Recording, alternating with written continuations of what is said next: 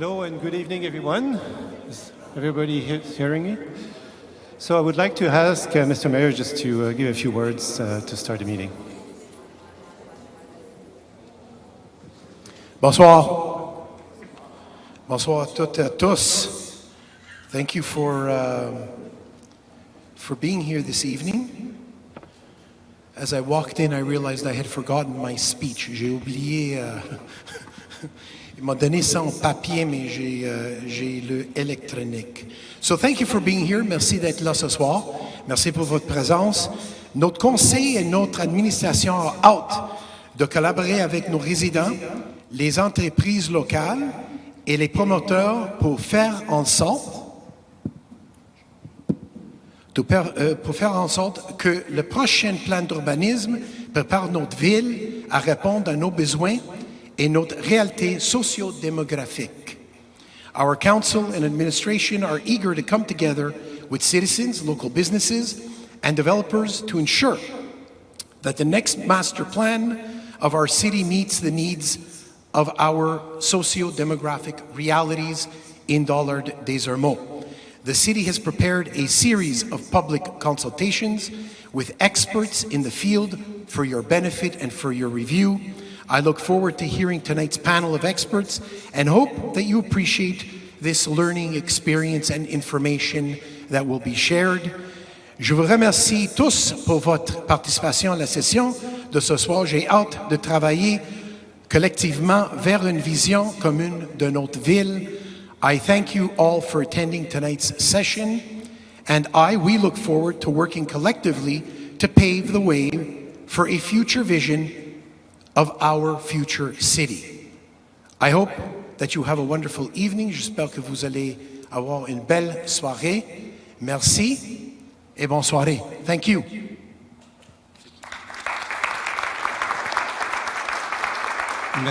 Merci, Monsieur le Maire. Welcome to all, and thank you for choosing to spend the evening with us. My name is Jacques Bénard, and I'm an independent facilitator hired by the city to moderate tonight's discussion.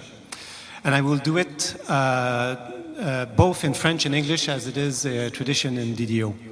Je vous rappelle que l'activité de ce soir s'inscrit dans une démarche participative entourant la révision du plan d'urbanisme de Dollard-des-Ormeaux. Le 30 août dernier, nous avons tenu une séance d'information, je pense que plusieurs d'entre vous étaient là, en ligne, pour expliquer cette démarche. Alors, pour ceux qui n'ont pas eu l'occasion de participer à cette séance, elle a été enregistrée et elle est disponible sur le site Internet de la Ville. Donc, vous pouvez toujours le visionner. Si vous avez aimé ça, vous pouvez la visionner une autre fois. On October 8th and November 11, the city will hold 2 public workshops focusing on issues such as housing, affordability, mobility, and the future of the boulevards.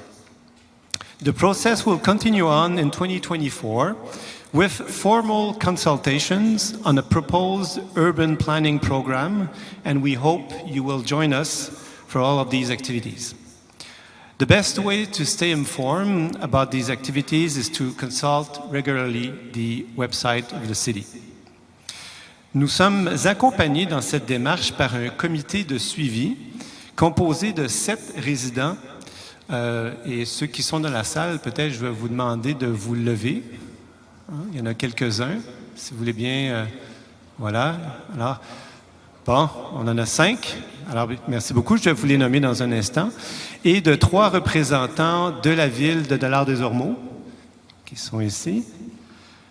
Alors, si vous me permettez, je vais donner des noms. Il y a Mélanie Critchlow, Georges de Matos, Vincent Chevalier, Lawrence Harris, Alison Weiner, Zilong Liu et Lucie Binette. Donc, les gens de la ville, il y a Sylvain Bouliane, France Giguère et Kerry Strotman qui aussi ont organisé la rencontre de ce soir. Le panel de ce soir vise à vous préparer à ces consultations qui s'en viennent. Nous avons la chance d'avoir avec nous 4 experts que je vais vous présenter dans un instant, mais je voulais d'abord les remercier d'être avec nous. These people gracefully accepted to share with you their perspective on the implications of our planning choices on themes such as health, quality of life, the economy and the environment. Please note that our guests have no ties with the city of DDO and that the opinions that they express are their own, and the ideas that they will share with you tonight do not bind the city of Dollard-des-Ormeaux in any way. If they're good ideas, we hope that they will be taken in consideration. The objective tonight is to share information and knowledge in support of the upcoming consultation activities. We will accept, obviously, in the discussion we'll have with you all disagreements, as long as they are expressed respectfully. And this is also valid for our panel participants here. Alors, quelques notes sur le déroulement de la soirée avant de vous présenter les panélistes. Donc, dans un premier temps, les panélistes vont avoir 5 minutes chacun, ou chacune, pour faire part de leur point de vue. Donc, on va leur passer le micro, ils vont faire une courte présentation. Ensuite, je vais animer une discussion avec eux qui durera à peu près 30 minutes. Donc, on a quelques questions qu'on veut vraiment leur poser.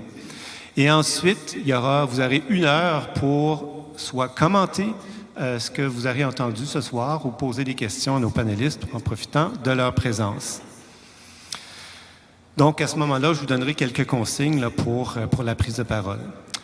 La séance de ce soir est filmée, donc pour ceux qui n'ont pas eu la chance d'être avec nous ce soir, elle sera en rediffusion sur le site de la ville de DDO. So let me now introduce our panelists. Catherine Craig-Saint-Louis, bonsoir, qui est coordonnatrice de projet chez Vivre en Ville. Catherine is an urban planner and project coordinator at Vivre en Ville. She has joined the team in 2015 and has been chief of the Gatineau office since 2017. Facilitating workshops, providing training, supporting communities in action, Catherine is passionate about the social and collective aspects of the transformation of our urban environment. Anne Pelletier, bonsoir. Merci de vous joindre avec nous. Anne Pelletier est chef de service santé environnementale et parcours de vie en milieu urbain au CIUS du centre de sud de Montréal. C'est un grand titre. Elle va nous expliquer qu'est-ce que ça veut dire exactement. Donc, Anne travaille à la direction régionale de santé publique du CIUS depuis 2008 et détient une maîtrise et un baccalauréat en kinésiologie de l'Université de Montréal. Elle s'est intéressée aux impacts du transport actif sur la santé ainsi qu'à l'aménagement des villes actives. Elle est devenue chef du service santé environnementale et parcours de milieu de vie dans lequel elle a travaillé pendant 15 ans. Elle a sous sa responsabilité, entre autres, les dossiers d'aménagement urbain, de transport, de logement, de qualité de l'air, de mesures d'urgence, de changement climatique et d'habitudes de vie. Alors, c'est toute une description de tâches. Merci, Anne, pardon. Ryan Simonic is a housing program manager at the table de quartier sud de l'ouest de l'île. Ryan has been involved in defending tenants' rights in the Greater Montreal area for the last few years. He has experience in training and community mobilization and the pursuit of giving tenants the tool to exercise their housing rights to the fullest. He currently is working on the Collective Impact Project in partnership with community groups to collectively address the barriers that restrict the development of their affordability housing project using a systematic approach, the ultimate goal of which is to increase the stock of community housing in the southern West Island. Last but not least, Nathalie Robitaille, bonsoir Nathalie, qui est directrice générale de PME Montréal Ouest de l'île. Donc Nathalie est résidente de l'Ouest de l'île depuis 20 ans et est titulaire d'une maîtrise en gestion internationale de HEC. Avant son poste de directrice générale chez PME Montréal-Ouest de l'île, Nathalie occupait depuis 3 ans le rôle de directrice commercialisation des innovations dans le secteur de l'industrie numérique chez PME Montréal, aidant les startups et les entreprises en croissance. Auparavant, elle a occupé plusieurs postes de haute direction dans les ventes et le marketing dans le secteur des technologies. Elle a aussi fondé sa propre entreprise de soutien aux PME montréalaises ayant des projets d'affaires en Chine, où elle a séjourné pendant plusieurs années. D'ailleurs, je l'ai entendu parler chinois tout à l'heure, donc c'est vrai. Avant de se joindre à Montréal, à PME Montréal, elle a contribué à titre de VP Marketing à la croissance rapide de l'entreprise Ibwave au niveau mondial. Voilà. Alors, comme vous voyez, on a une grande diversité. We have a great diversity of panelists. They have different angles to look at urban planning, and they will share our expertise in a second. So to begin with, we asked the panelists to answer the following question. When it comes to urban planning, what are the challenges facing suburban cities like Dollard-des-Ormeaux? So we'll start with Catherine. Huh? That's right. And donner un micro. Donc, on a 5 minutes. Hein, Catherine? Oui. Excellent. Merci. Bonsoir. Je vais juste tourner ma page, avoir mes notes. Vivre en ville, c'est un organisme à but non lucratif qui a pour mission de...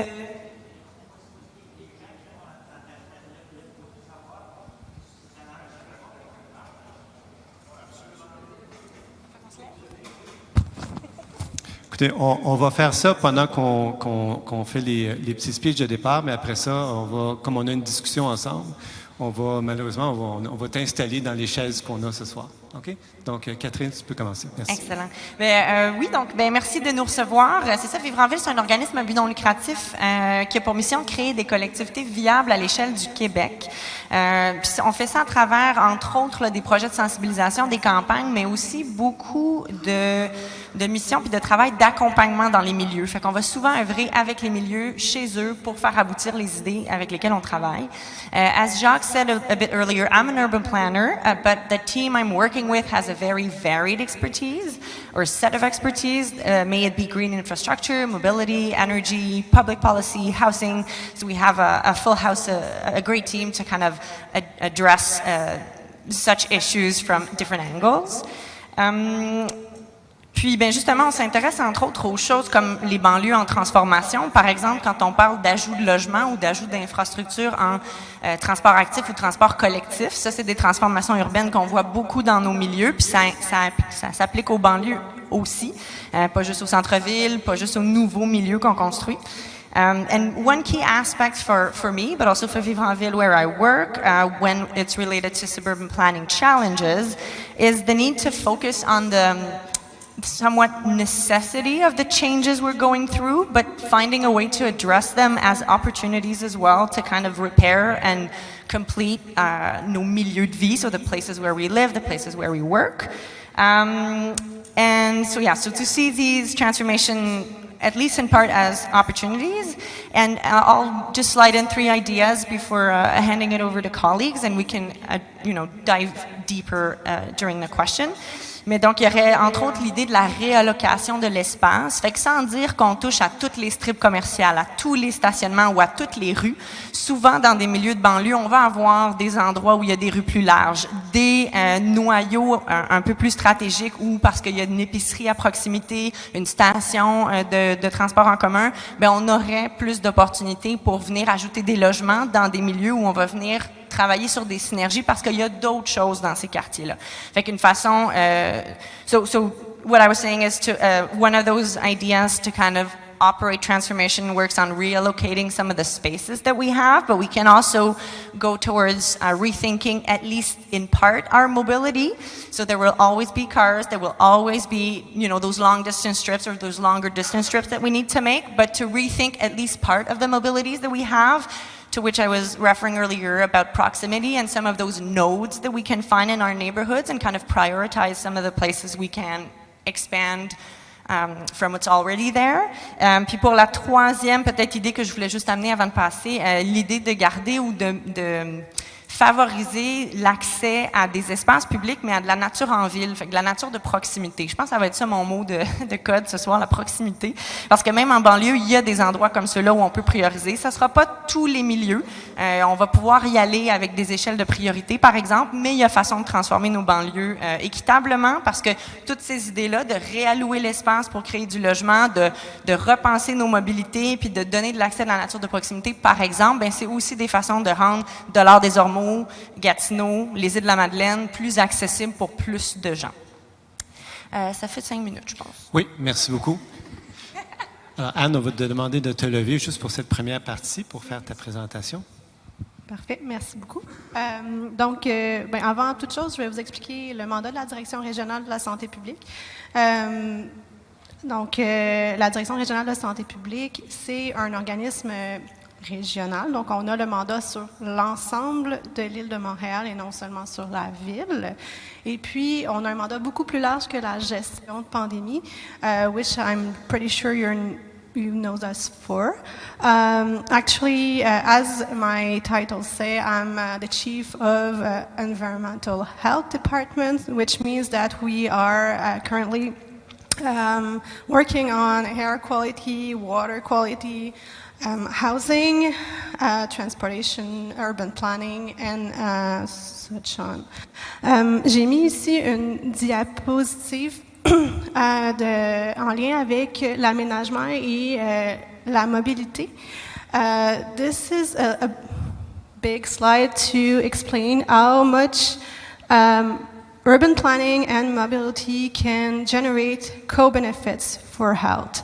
So if you work on your urban planning and your mobility, you don't only work on one thing at a time or on one person at a time, but you do work for all the population on many levels at the same time. So, par exemple, si on travaille sur l'accessibilité au commerce, équipements collectifs et espaces publics, well, we can work on reducing traumas, chronic disease, mental health problem at the same time. La différence entre travailler sur une intervention individuelle versus travailler sur une échelle comme un plan d'urbanisme, c'est qu'on travaille sur la santé de la population, un petit bénéfice pour l'ensemble de la population instead of working on one health problem for one person. De cette façon-là, tout le monde bénéficie et améliore sa santé un peu, puis tout le monde réduit ses expositions aux risques associés à un aménagement urbain déficient ou un aménagement urbain qui peut causer des problèmes de santé. Notre mandat à la santé publique de Montréal, ou à la santé publique en général, c'est beaucoup de travailler avec les partenaires, dont les partenaires municipaux, d'un point de vue, soit on fait de l'influence de politique publique, donc pour amener les gens à s'orienter vers les meilleures pratiques en fonction des données probantes. Also, we do work as a consultant, well, not consultant, but we do share our expertise, our data to the cities or to the NGOs who do need them to express their ideas and need to need some health data, sorry. Et puis, we also do share, j'essaie d'un petit blanc de mémoire, c'est bon, mais we do work specifically on the 4 axes that are expressed right there. So, l'accessibilité au commerce, l'accessibilité aux infrastructures et au transport collectif, à l'aménagement des rues, au design universel, et we also work on climate change because it's affecting all of us and there are many impacts for our health. Je pense que ça fait pas loin de 5 minutes, fait que je vais vous repasser la parole. Merci. On va y aller maintenant avec Ryan. Thank you. So like Jacques said, my name is Ryan Simonik. I am the Housing Program Manager at the Table de Quartier Sud de l'Ouest de l'île. So the Table de Quartier Sud is a nonprofit community organization that aims to improve the quality of life of citizens in the southern West Island. And I say southern because the Table de Quartier Sud de l'Ouest de l'île actually covers the southern half of the West Island, and the Table de Quartier Nord, which is DDO territory, covers the north end of West Island. So if in the future, if that's confusing to you, just know that Table de Quartier Nord encompasses DDO. So what the Table de Quartiers do, and both have the same mandate, is to encourage collaboration in the community in order to develop a global vision and to achieve greater results by acting collectively and making improvements in the community. So the focus of the TQSOI is the individual citizen who's the beneficiary of social development in their community, social development which allows each and every individual in the community to develop their potential and actively participate in social life. So when social development is successful, the quality of life of citizens is improved. And I'm here specifically today to talk about housing as well, and we all know that housing for the last few years has been a particularly sensitive topic. So as the cost of housing continues to soar in the West Island, the capacity for West Islanders, unfortunately, to remain in their communities is being threatened, and the ability for these communities to include newcomers as well is also threatened. So the TQSOI believes that community housing development is a key component in creating safe and affordable homes for all, and we work to advocate for community housing that brings together local actors and to build capacity for development. So just to define a few terms, because I'm sure everyone's heard the terms affordable housing thrown around in the last couple of years, but not that many people necessarily know what affordable means. Its definition is a bit nebulous depending on who you're asking, but the official definition when we're talking about the federal government level is affordable means you're spending less than 30% of your gross revenue on housing. So that whether that's rent, whether that's a mortgage payment, that includes both. When we're talking about core housing needs, housing has to meet 3 criteria. First, it has to be adequate. That means it has to be safe, it has to be clean, it doesn't have to have mold issues, doesn't have holes in your walls, for example, or leaks, whatever issues may arise. Second, it needs to be suitable. So obviously you're not going to have a family in a studio apartment. That's not a suitable housing. And third, like I just mentioned, that housing also has to be affordable. So when we talk about core housing needs, it means that one of those 3 criteria isn't met. And in a little bit, I'll tell you I'll give you some statistics on core housing needs in the West Island and in DDO. And just to clear up, social housing as well, sometimes that's a little bit confusing for people. So we have to distinguish between what's called community housing, which is run by nonprofit organizations. You can also find co-ops that fall into that category as well, and public housing, which some of you may know as HLM, Habitation Loyer Modique. That's what most people think of as social housing, is run by, is government housing, essentially public housing. So just to give you a few statistics about the West Island, just let me bend my page here. So the West Island has 12% of the population of the island of Montreal, but only 4% of community housing on the island of Montreal. 40% of tenants in the West Island are living in unaffordable housing at the moment. And in DDO, there is currently 152 households that are on the waiting list for public housing, 91 of which are families and 61 of which are seniors. And in DDO, 16.7% of tenants are in core housing needs. So that means their housing doesn't meet one of those 3 criteria I mentioned earlier: size, security, and affordability.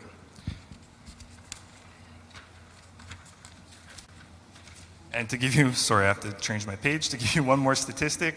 In DDO, in the last couple of years, unfortunately, since 2017, and obviously this isn't just a phenomenon unique to DDO, this is across Canada. The average rent has passed from $849 to $979 in 2022. So in 5 years, we're looking at a almost $130 jump. And I don't know about everyone in the crowd, but my salary has not increased concurrently with that increase.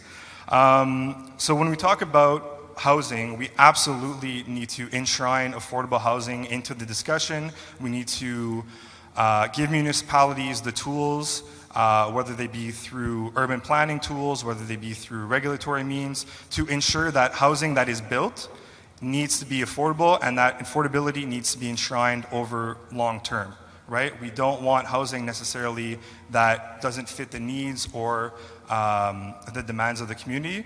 And so that's what I'm here to elaborate on in the discussion. I'm glad to accept questions from the crowd later. Thank you. Nathalie, à ton tour. Merci beaucoup. Good evening. I'm very happy to be here. Thank you for inviting us, our organization, PME Montréal Ouest de l'Île. Our organization is the economic development agency for the whole territory of the West Island, starting from Lachine all the way to Sainte-Anne-de-Bellevue.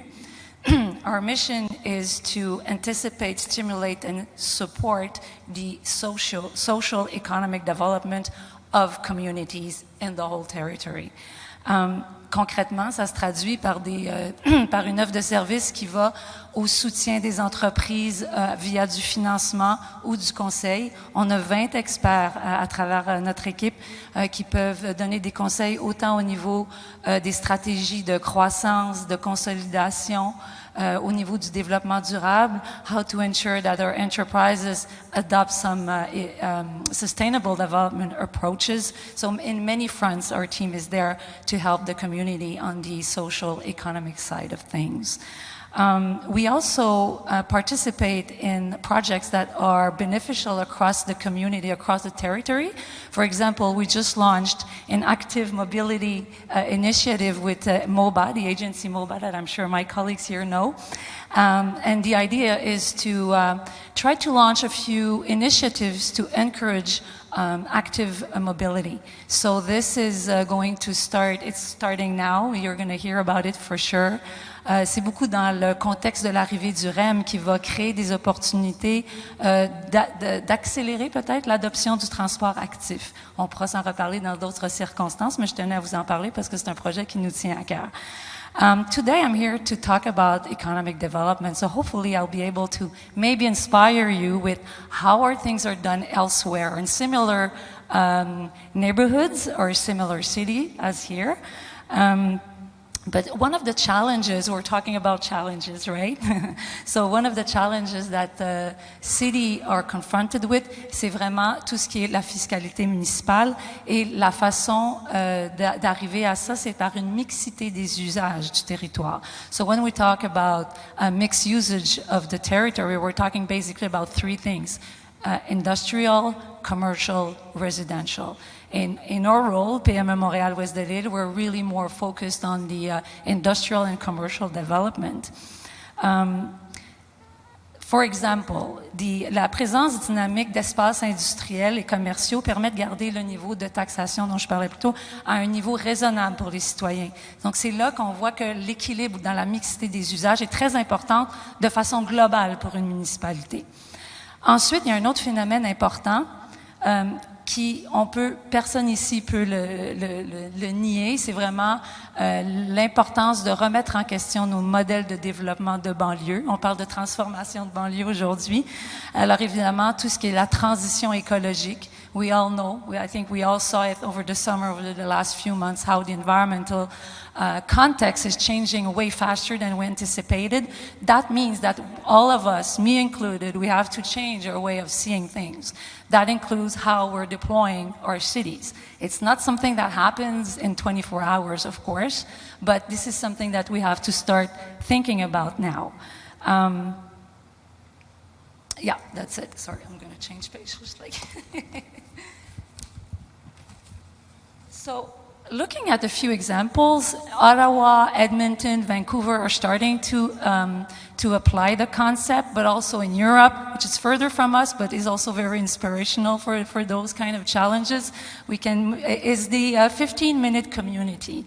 So this is an urban planning concept in which most daily necessities and services such as work, shopping, education, healthcare, and leisure can be easily reached by a 15-minute walk or bike ride from any point in the city.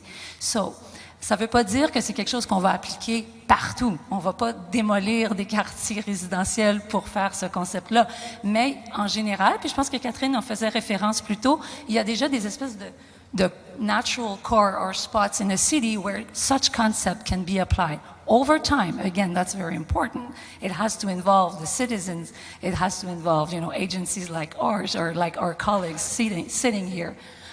Maybe we can move to the next one, please. So this is just a layout of the Edmonton example. So the idea is that tous les services et commerces dont on a besoin pour satisfaire nos besoins dans la vie de tous les jours sont from a reachable distance within 15 minutes. So this means, I'll give you some example, groceries, pharmacy, hardware, banking, health center, dentists, bookstores, coffee shops, neighborhood pubs, restaurant, farmers market. And of course, the city has a role to play in the deployments of such concept, and they have to be determined to plan zoning and permits accordingly. So it's all part of a vision, really. In the configuration front, for example, at the street level, you have more of the ambience commerce. This is where you would get a plaza for have cultural event, music show, pour avoir les commerces d'ambiance, comme on dit, avec les terrasses, les restaurants, les bars. Ensuite, sur les rues parallèles, on peut avoir plus les services. Et à l'extérieur, on peut avoir les zones industrielles qui peuvent devenir éventuellement des zones d'emploi. Alors imaginez à long terme, si on est capable de satisfaire nos besoins de travail, de leisure, de consommation à pied, ça devient vraiment intéressant, ou à vélo. Évidemment, encore une fois, ce que je suis pas en train de dire, que ça s'applique à... Let's refer as our neighborhood. It's like la vie de quartier, un peu comme quand on était petit ou quand nos parents étaient plus jeunes, où les choses se faisaient beaucoup plus de la façon de proximité, qui est un mot que j'ai entendu ce soir. On inclut, we have to include green areas, benches, easy access to public transportation. So I'm going to move to the next one. I had fun with this. This is by no means, I'm not an urban planner, I'm not involved at this point, but it's just to give you un exemple visuel de ce que représente 15 minutes de marche à DDO. Si on part au point rouge, on est sur la rue Barcelone devant le marché de l'Ouest. En 15 minutes, on peut se rendre au marché Taux, au Pharmaprix sur des sources, au Parc Centennial, ici. Tout ça, c'est 15 minutes. Alors si on peut imaginer, par exemple, dans une vision à plus long terme, qu'on inclut plus de services de commerce qui peuvent satisfaire nos besoins au quotidien. Ça devient un concept très intéressant. Si on pense à une population vieillissante, c'est encore très intéressant. Ça nous permet de garder notre indépendance plus longtemps. On peut satisfaire nos besoins, on peut aller voir son médecin, on peut aller chercher ses médicaments de façon autonome. Alors, en conclusion, it's a long-term vision, it takes time.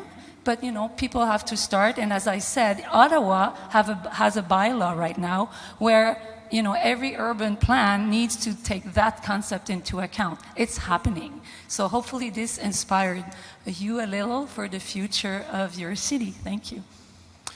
Merci Nathalie, merci à vous quatre. Beaucoup d'idées, hein? Vous avez capté vos discours avec beaucoup. On va essayer de déconstruire ça un petit peu.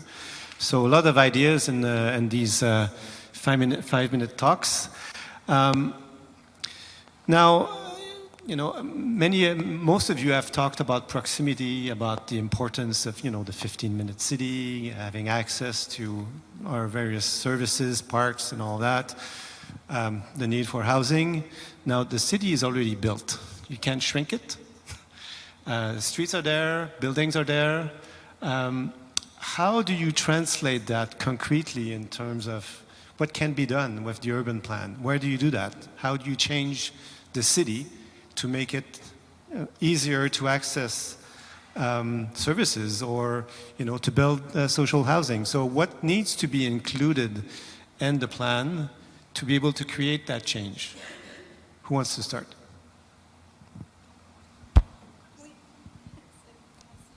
Anne. True, we don't stand up now, right? Okay. Sorry. I'm all mixed up. Well, the first thing is, as my friend talked about, is having a vision, because you don't make changes without having the big picture. And one thing that is needed to have the big pictures is to know what your population looks like. So what's the age, what's the wage, what's the average income, what's where the family lives, so you know where you put your center. You don't put a park with playgrounds right in the middle of résidence pour personnes âgées. I'm sorry, I'm looking for my words, mais si on a des résidences pour personnes âgées, that's not the place to be. So when you change, when you want to make a plan, well, you need to know who lives where and what it does look like and where you want to start to have a benefit pour répondre aux besoins de la population. And then You need to take into account what are your priorities for your people. Is it health? Is it climate change? Is it equity? There are so many ways that you can go that you need to choose and pick one. You can pick with the communities, that would be the ideal way to go. Après, il y a différents principes, mais comme je ne suis pas urbaniste, je vais laisser la parole aux urbanistes pour les principes. Mais pour, si on veut un regard populationnel en lien avec la santé, c'est vraiment de se modeler à la population pour être le plus possible dans la réponse aux besoins de base de la population. Si je comprends bien, la première des choses, c'est vraiment comprendre la population, le profil de la population, ses besoins. Mais une fois, puis là, je vais peut-être passer comment on fait ça quand la ville est complètement... Qu'est-ce qu'on peut changer? La ville est construite, les bâtiments sont là, les gens qui sont ici ont des résidences, les parcs sont installés, les boulevards sont là. Qu'est-ce qu'on peut faire là, concrètement pour toutes ces belles idées, ces grands objectifs qu'on se donne? Comment concrètement, avec le plan d'urbanisme, on peut changer les choses? How can we change things when everything is built already? And it's the first thing they tell you in urban planning school, because you spend 2 years learning how to create the city and conceptualize it, and then you finish and they're like, but you'll never do that because everything's built now. So that was just theory. Now you're going to have to do it on your own because we're discovering new ground now because it's fairly recent that everything's built in our modern world. Peut-être en 2 idées très rapides, la notion de structure qui a été touchée tantôt, fait comment on amène ça dans le plan d'urbanisme, cette idée de structurer puis de prioriser. So it won't be everywhere, it won't be all at once, but you need to have that sort of structure. So these priorities that you write down in the urban plan. Par exemple, à Gatineau, il va y avoir, puis j'utilise Gatineau parce que c'est le plan dans lequel je vais le plus souvent, mais il va y avoir le centre-ville, il va y avoir des pôles secondaires, il y a des cœurs de villages urbains. So there's all these déclinaisons, and that's a way to do it, to kind of prioritize where these changes can happen. And I'll go back to the 3 things I mentioned in the 5-minute opening, but reallocating space from these interstitial spaces, les endroits un peu plus interstitiels auxquels on pense pas d'entrée de jeu, mais que si on pense à nos rues très larges, nos espaces de stationnement, nos centres d'achat qui peuvent être requalifiés, il y a beaucoup de choses qui se font à ce niveau-là en ce moment au Québec, fait que ça peut être plein de pistes là, pour travailler sur l'existant. Très bien, merci beaucoup. Ryan, where do we build, how do we... are you okay with the microphone? Is this on? It's on. Thank you. So for affordable housing, how do you change that? How do you bring, affordable, is it in the existing sort of real estate? Is it new? And if new, where? Well, it's both. It's one of the issues that housing has faced in the last 30 years is that the balance between investment in public versus private housing has been completely out of balance, as it was in the 70s and 80s when, and we're talking about higher levels of government here, when there was massive public investing in building housing. And so right now what we need to do to redress this 30-year-long process, and obviously like others have mentioned, this isn't going to happen overnight, but we need to enshrine affordability at the local level and use all the tools that we have to ensure that affordability is planned for, and that if it isn't in certain cases for certain developments, that we have tools and mechanisms to use, like zoning tools, for example, which I'm sure my urbanist colleagues can speak on, right from the get-go to ensure that over the long term, that units can stay affordable. Because really, we can talk about building, and densifying, but if there's no affordability enshrined in there, there will still be affordability issues. So we need to have a combination of both, and to really think forward ahead 20, 30 years and make sure that the units we are building respond to the social need, like my colleagues were mentioning earlier, are in the built environment in a way that respects citizens' wants, but also ensures that affordability is enshrined long term. Could you give us maybe a few examples of projects that you know about, not necessarily in DDO, but in the same type of communities, where are these projects? Like, what type of projects are we talking about? What type of buildings, and where are they located? Because Right. you have to create some new housing, I guess, right? Right. So I guess I didn't really finish my point in the beginning. But so we do have, there's more and more. There's two options to go. There's building new housing, and then there's also organizations that buy buildings to take them off the market. So there's organizations like on the South Shore and based in Chateauguay called Solide, for example, who now I believe is the largest nonprofit housing owner in the province, who they started because they got a loan guaranteed by the city of Chateauguay back in the early 2000s to buy a building, and from there have since expanded to 1,400 doors across the province.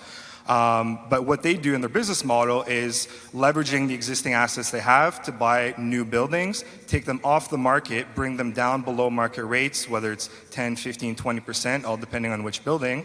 And in that way, they keep affordability long term. And we aren't talking about luxury apartments here, but we're talking about clean, adequately sized, and affordable apartments. So that's just one model in addition to building. And so obviously we're talking about apartment buildings, not buying bungalows and single family homes. No, so yeah, so that model is more applicable, obviously, to rentals. Okay. Because, well, in terms of what we do at the TQSOI, the majority of it focuses on tenants and rentals. Okay. Yeah. Nathalie, about this 15-minute city, how do you do that? I mean, do people walk faster? Do we have to, what?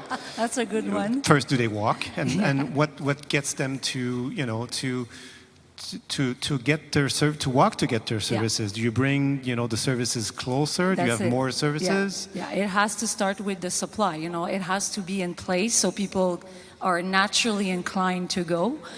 Traffic issues is certainly an incentive. So if you have everything you need and you don't need to take your car, then you're going to happily do it. I'll give you an example. Some of you or many of you might travel to Florida sometimes, and there's a few communities there where you just leave your car and you basically do everything by foot or walking. And we associate that with a vacation, but in fact, it's a neighborhood, it's a community. So it's important to put things in place to make sure that people are, it's not forcing them to walk. They want to walk because it's there, and it's also a nice environment. There's benches, there's coffee shops. You can split as a family and go to different places. So it's really to put the infrastructure together first. Okay. You were talking a bit. I'll keep the microphone. You were talking a bit earlier about the REM, and that your organization was quite excited about the fact that, there's a new transportation infrastructure. Now there will be 4 REM stations very close to Dollard-des-Ormeaux, 2 in Pointe-Claire along the 40, and 2 in Pierrefonds, Roxborough near Gouin Boulevard. So what are the opportunities? What will it change? And this is a question for all of you, but I'll start with Nathalie. Mm-hmm. What are the opportunities, and how we need to take that in consideration in the urban plan? Yeah. Here, I think the important factor is the key word here is collaboration. Those REM stations are not necessarily here in DDO, but they're close by. So how to access them? And that is why, the project that we launched, that I mentioned earlier, is so important, is because the challenge, if I may turn the question back to the challenge, is how do we address the last mile? How do we get to the station, without using our cars? I mean, of course, some of us are going to use our cars, and some days it's going to be more efficient, but obviously it won't be able to accommodate so many cars. So how are we going to address the last mile? Is it special bus routes? Is it, more bike path? More carpooling? Is it community cars? So all these solutions need to be planned in advance. So from what I understand from what you're saying, that we have to rethink mobility, public transit, biking. Especially when it comes to the last mile. Okay. Yeah. Excellent. Maybe I'm stepping on it and I'm handing it to you after. To surf on what Natalie just said about that last mile, en 2017, on était en mission en Ontario. il y a des places plus exotiques que ça, mais on allait visiter les lignes de train, les trains rapides sur rail, les autobus rapides, tout ça, les nouvelles lignes qui liaient Toronto, Mississauga, Kitchener. Puis Kitchener nous expliquait qu'ils ont des station plans, fait que pour chaque station, il y a tout un plan qui va jusqu'au développement social dans le quartier. Puis je sais qu'ici, une des particularités, ça va aussi être la collaboration avec les villes voisines, avec les différents paliers de gouvernement. Mais je trouve qu'il y a quelque chose là d'intéressant de penser, to think that last mile, to think that station with a plan that goes, and it links to something Anne also mentioned earlier about knowing your population, because every station is not implanted in the same neighborhood or with the same opportunities offered around. So to see each and every one of those with their specific, I'll say needs, but the station doesn't have any needs. It's us who have needs. But I mean, to kind of understand the context of each of them, and that kind of links to knowing your population as well. Anne, de ton côté, Oui. comment tu vois les opportunités dans une perspective de ce que tu mentionnais tout à l'heure, l'accès aux services? Les gens se déplacent, ils sortent de la ville aussi, ils ne vont pas tout faire dans leur même... Et là, on a 4 stations qui nous amènent ailleurs. Donc, comment en tenir compte dans le plan d'urbanisme, évidemment dans la perspective là, de santé publique, si on peut dire? Oui, en fait, le REM, c'est une opportunité pour la population de changer leur mode de transport ou leurs habitudes de transport. I don't know if many of you work downtown, but that would be probably the easiest way. And as Natalie mentioned, like the last mile or the last kilometers, if you depending on which units you depend on, is the easiest change to make. So if you live close by a RAM station, like walking or taking your bike would be easier, but like obviously you will need more option, like more bike path, more public transit, more buses, more options. One of the things that is important to know is that, like, over the island of Montreal, and I didn't check precisely for DDO, but like over 50% of travels that are less than kilometers are made by car on the island of Montreal. So that's an awful lot of really short travels that do affect our health, because this is car is responsible for 40% of greenhouse gas emissions. So on est notre propre pollueur, on est notre propre poison quand on utilise notre voiture pour des aussi petites distances. We need to rethink those miles. They are the easiest one to change. Merci. Ryan, en matière de besoins de la population, quelle opportunité nous offrent ces nouvelles stations qui seront bientôt en service? Absolument. Mais évidemment, les zones TOD vont être... C'est important qu'il y ait une mixité sociale aussi. Donc, c'est important. I'm going to sound like a broken record again tonight, but like I mentioned before, we need to enshrine affordability into all these housing projects that we're building, because... And what's also important is citizen engagement in these processes of planning in density, because as we all know, density sometimes can be a hot topic, which I'm sure we'll get into later. But to avoid that whole process of problems, let's say, we might have with density, it's important to engage the public and to have the public's input on the urban forum and how it's going to look, because it is important to densify around these zones. You know, it sounds obvious, but we are on an island. There is limited space. So at a certain point, to create affordability, we do need to build. And so building around these zones is particularly important because they are strategic. They allow people to get to work. But like I mentioned before, all while ensuring a social mixity and to include affordability into one of the major factors in construction projects. Thank you, and thank you for bringing this transition to our next question, density. So our institution at our levels are encouraging the densification of cities to meet housing needs, promote use of public transportation, to ensure that public infrastructures serve a greater number of people. On the other hand, as you may know, we also hear from citizens who prefer to preserve their living environment, the living environment that they chose to live in. Now, first question, well, I've got a series of questions related to that. Do you see any benefits? Well, you've already started, but in densifying suburban cities like DDO, if so, where and how should it take place? And how, and that's a major question, how do you reconcile the expectations of citizens who do not wish to see this type of transformation? Many questions, but you can answer the one that you want to. Many questions, many things to say. I'll try to limit myself to 3 ideas, because in what you mentioned, there's a big question about, and I'll say it in French and then I'll try to figure it out in English, mais la gestion du changement, so managing change in itself, because it's almost the biggest bit about densification and intensification in our neighborhoods. I think, Ryan, you mentioned we're on an island, and it was so clear to me earlier in November this year. I was in the Magdalen Islands, so a different island, but interestingly enough, similar discourse, similar questions. Puis à chaque endroit, on se demande toujours, oui, mais je veux m'assurer que je préserve ce qui existe déjà. Puis je vais utiliser l'exemple des îles de la Madeleine juste parce que ça nous dépersonnalise la question ici, mais on me disait, on accepte déjà, là c'est un petit nombre, là, 50 permis par année pour un nouveau bungalow. Fait que ça, c'est 50 nouveaux bungalows par année. Faites le calcul rapidement, là, dans 10 ans, c'est 500 nouveaux terrains, il n'y a plus d'îles de la Madeleine. Fait que les gens me disaient, ah, OK, ouais, je le vois, là, que si je continue d'accepter ça comme ça, on se rend quand même dans un mur.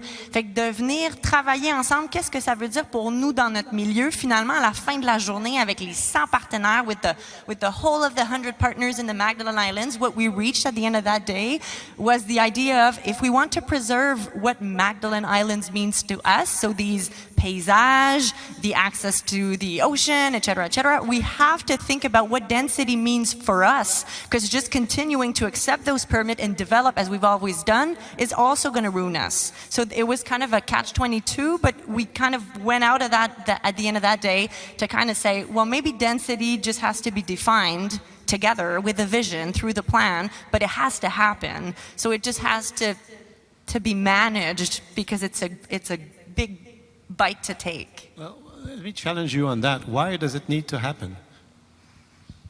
I didn't want to get into it, but it needs to happen. The world is burning. Mais, je veux dire, après ça, you have to understand where Vivre en Ville comes from, because that's a very good question. There might be people who think it doesn't have to happen, but if it doesn't happen here, it has to happen somewhere else. And as I was mentioning before, we're pretty much all the way built to the extreme of our stretch, I'm going into a metaphor I can't finish, but the coat of our urban form is stretched to its extent. Mais toute l'idée de s'imaginer qu'on a construit un idéal qui était, j'aurai une maison individuelle avec une auto plus par personne, avec des ressources infinies, on est au bout de ces ressources-là. Fait que je vais revenir à la base. Vivre en ville, c'est construit notre travail sur le fait que c'est impossible de continuer ce modèle de développement-là pour des questions de santé publique, pour des questions de pollution, pour des questions d'équité, parce qu'on a encore des gens à loger, puis il n'y a pas assez de maisons pour tout le monde. Bon, j'arrêterai là, mais... Non, je vais continuer. Il y a quand même, on ne va pas se défaire des maisons qui sont déjà là. Il y a des bungalows. Est-ce que vous avez dit aux gens des îles de la Madeleine, mais ça y est, on enlève les maisons puis on construit des bâtiments plus élevés? Ou qu'est-ce qu'on fait dans un endroit comme une banlieue comme Dollard-des-Ormeaux, où les gens ont leur maison, leur terrain, et puis... mais où est-ce qu'on met cette densité-là? So I'm going back to prioritizing, because it can't happen everywhere and it doesn't have to. In the Magdalen Islands, it's a special case also because they don't have hydroelectricity like we do here. So there's a whole other thing about managing waste, being souverain alimentairement. So there's a whole other set of concepts. But I was like, you have the right to say no. But then that entails a lot of other things. Your friends separating, they can't live here, no more housing. Your daughter grows older and she wants to stay, she can't, no more place. It's just, where does it stop? So who moves out so new people can move in? And that's a pretty hard philosophical question that in my work, I elude. There's more people, they need to be somewhere, so that's where we work and prioritizing where. So it's not everything. We can't flip it and it's dense. That's not it. But it has to be prioritized, and there are spaces and spots that you can start to kind of show what it can mean, see that it can have positive impacts as well, and then work your way up or out or around. Merci. Je vais te laisser tranquille un peu. Nathalie, je pense qu'elle a le micro près de la bouche. Elle veut intervenir. Nathalie? I don't want to repeat what Catherine was saying, which is very relevant to me. Just a quick comment. I think as citizen, because I include myself as a citizen here, I rather have control over what's going to happen or some sort of planning over what's going to happen than being imposed. So, because the trend is there. It's not an opinion, it's just happening. So based on what Catherine said, I'm not going to repeat, it's there. So starting from that point, what do? We let things happen, we let others decide for us, or we participate and try to find the best way for everybody to find a balance in all this. And again, it doesn't have to happen everywhere. It could be in selected strategic areas. Of course, it might not please everybody, but in the end, we have to find the best solution that's going to please the majority. Merci, Nathalie. Anne? It's also a question of meeting most people's needs. Not everyone needs a single family house, and nor does everybody need to live in a skyscraper. I just closed the microphone, right. So it's a question of meeting needs, knowing your population. I believe here in DDO you have a population that is growing older, so you won't need the same type of housing as you do right now. How can we think ahead of this population growing old? What will be the need of the people getting older, and what are the opportunities? Where are the buildings that will need to be redone? Qu'est-ce qui va bénéficier le plus à la population? C'est où les endroits où on a une opportunité pour densifier? Puis quel niveau de densification est acceptable et utile pour la population? Some cities right now actually do use les opportunités où where when they tear down a family home, they build either it's like two housing and more. So, à chaque fois que tu démolis une maison, tu en reconstruis un minimum de 2. But that doesn't bring any skyscraper into the city. It's bringing like two dwellings instead of one. So you double the number of people who live in the same sur le même terrain. This means like twice the number of people that are accommodated. Et puis, bien souvent, tu as amplement l'espace nécessaire pour deux familles sur le même terrain.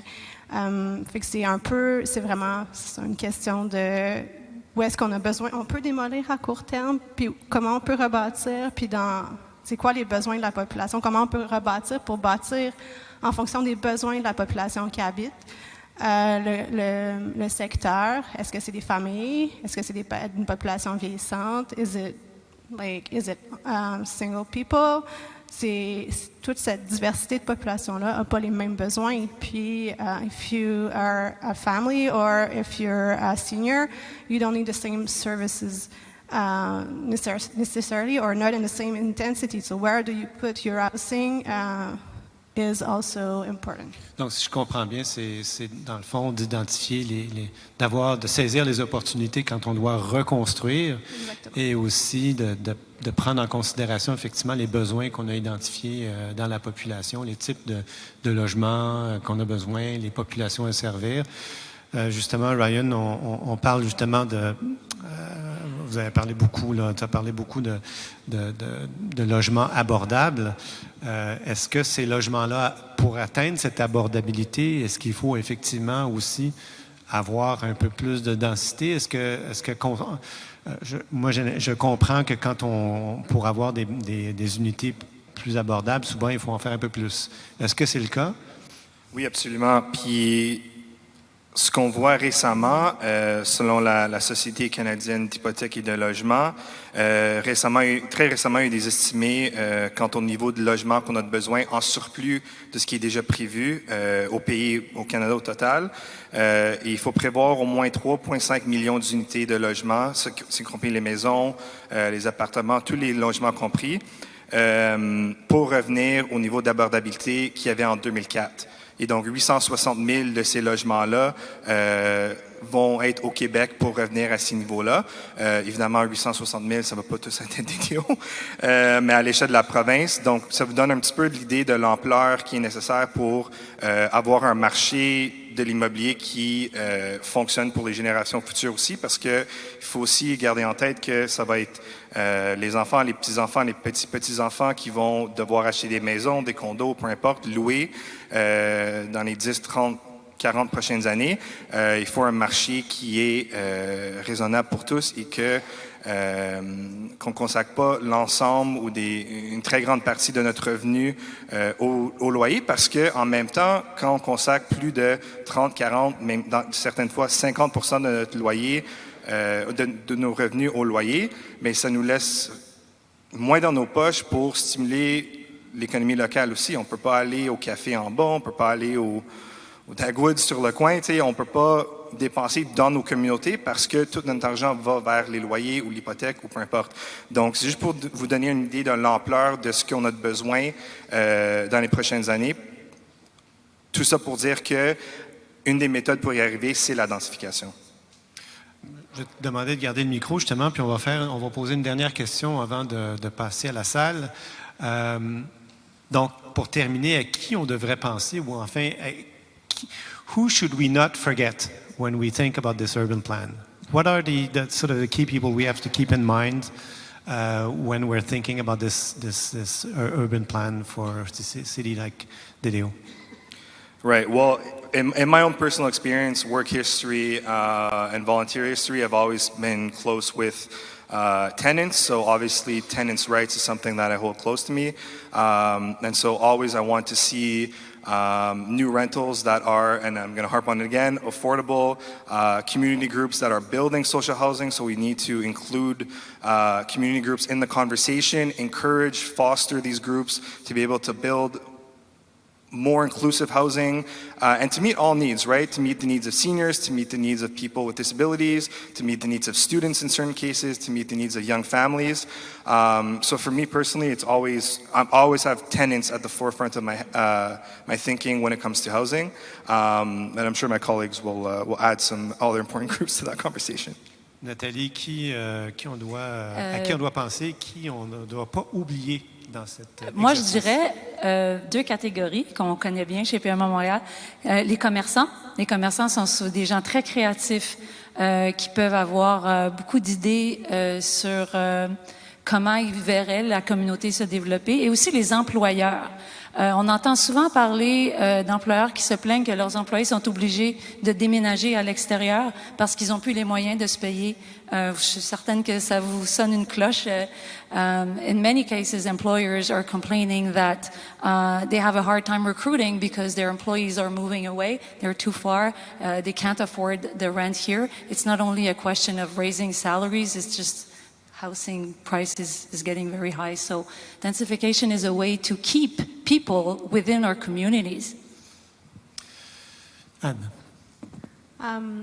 Well, of course, you need to think about your local centre de services, santé services sociaux, or your local CIUS, that could keep you informed on your population health state and data, but also where are the services.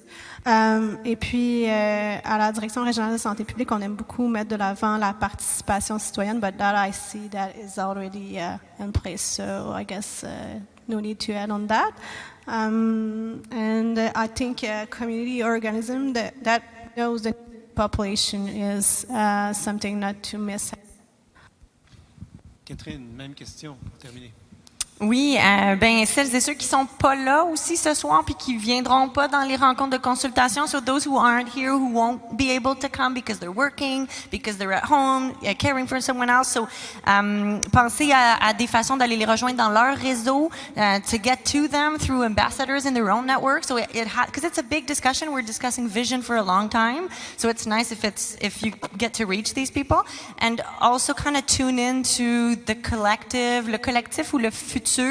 Parce que c'est nous maintenant, mais des plans d'urbanisme, ça affecte une ville pour les 50, 100 prochaines années. Fait que c'est pas juste nous maintenant, c'est aussi beaucoup de gens après nous qui seront là à refaire la ville encore probablement. Les générations futures, les gens qui vont nous suivre. Merci à vous quatre pour cette première conversation. Le temps est venu de